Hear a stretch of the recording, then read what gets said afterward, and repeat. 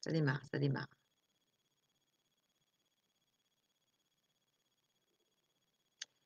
Bonjour à tous. Je suis désolée, j'ai un petit peu de retard.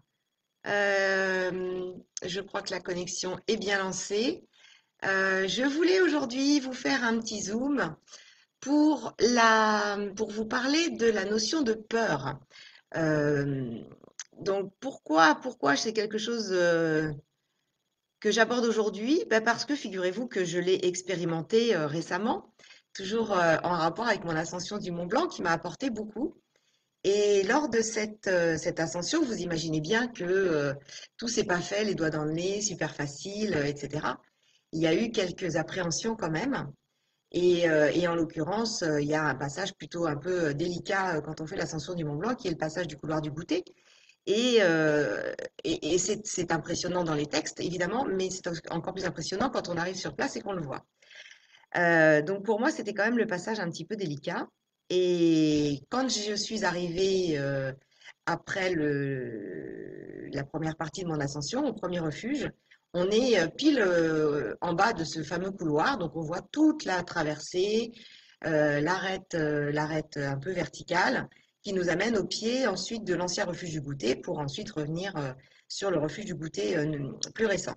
Et donc, en fait, c'est arrivé quand j'ai vu l'importance de ce couloir, l'importance de la verticalité, forcément, j'ai eu une grosse appréhension en me disant, mince, il y a ça à franchir. Pourquoi je suis là? Pourquoi j'ai osé le faire?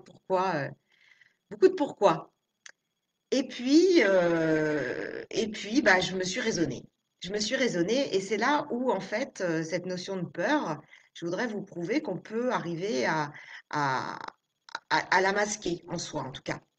Je me suis raisonnée parce que j'avais lu quelque chose où c'était très intéressant. La personne écrivait que la peur était un sentiment que, en fait, on se créait tout seul.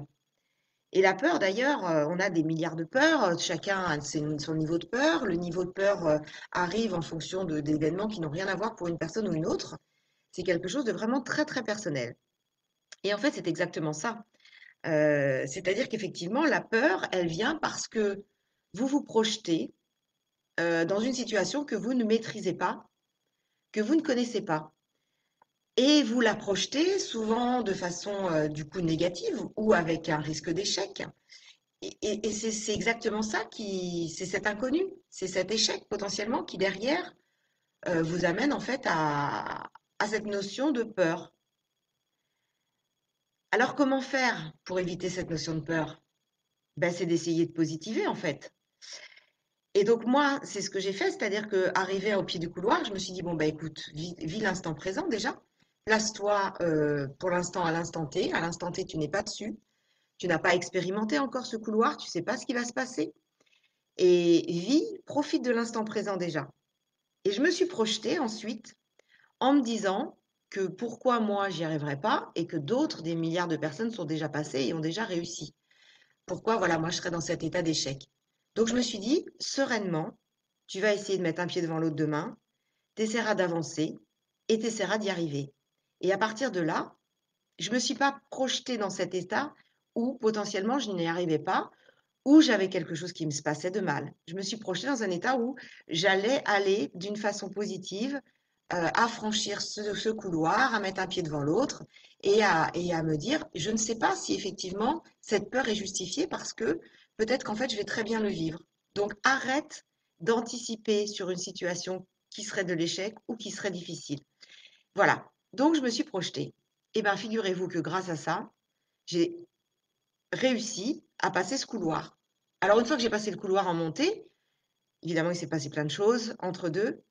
J'avais toujours cette appréhension de la descente, parce que la descente est encore plus impressionnante. On est sur quelque chose de vertical, on est encore plus, du coup, potentiellement dans une relation de danger, et c'était encore plus flippant pour moi.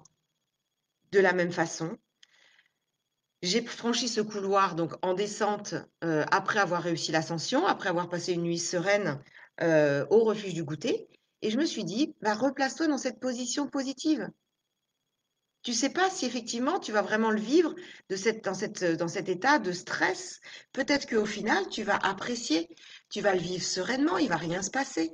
Donc projette-toi dans cet état positif et ainsi tu pourras vivre les choses sereinement. Et en attendant, profite de l'instant présent, profite de cette soirée dans ce refuge, profite du coucher de soleil qui est magnifique et ne te stresse pas à anticiper des choses négatives.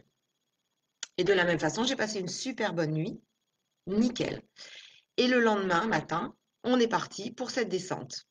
Avec de l'appréhension, hein, évidemment, mais la peur était quand même beaucoup plus atténuée que ce qu'elle aurait dû être par rapport à l'état dans lequel je m'étais projetée au démarrage, en fait. Et bah, cette descente, j'ai réussi à mettre un pied devant l'autre, à prendre des précautions.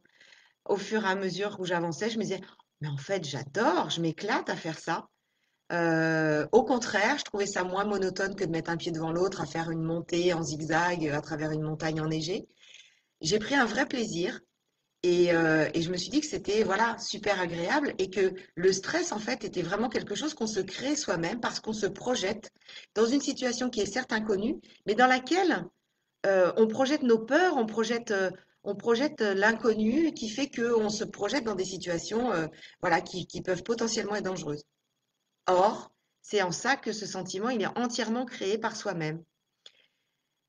Donc en fait, tout ça pour vous dire que la peur, on peut s'adapter à nos peurs, on peut essayer de les changer assez facilement. Alors moi, je vous parle de cette peur que j'ai eue lors de cette ascension parce que c'est mon expérience récente.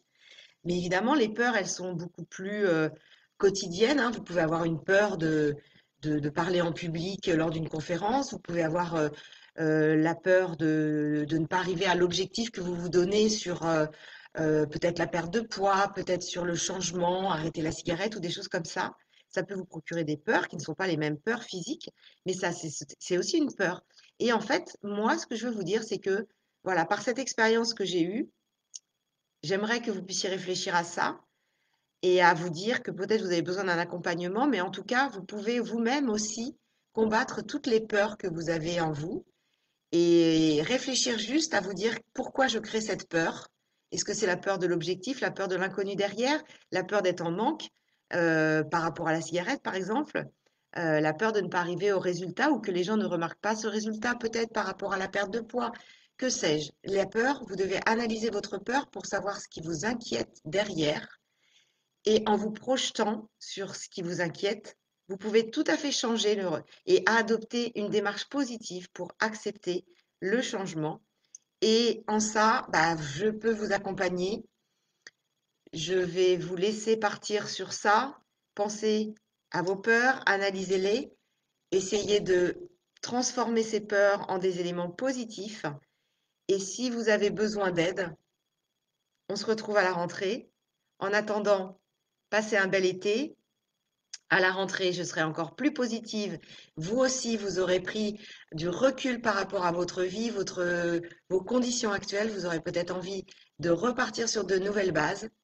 Donc, à la rentrée, on se retrouve. Je vous ferai de nouveaux directs pour vous parler d'autres choses, peut-être sûrement plein de choses à dire. Et en attendant, soyez sereins, réfléchissez à tout ça avec du recul, vivez bien votre vie de vacances et profitez. À très vite pour un nouveau direct. Bonnes vacances à tous et on se retrouve en septembre. Bye bye.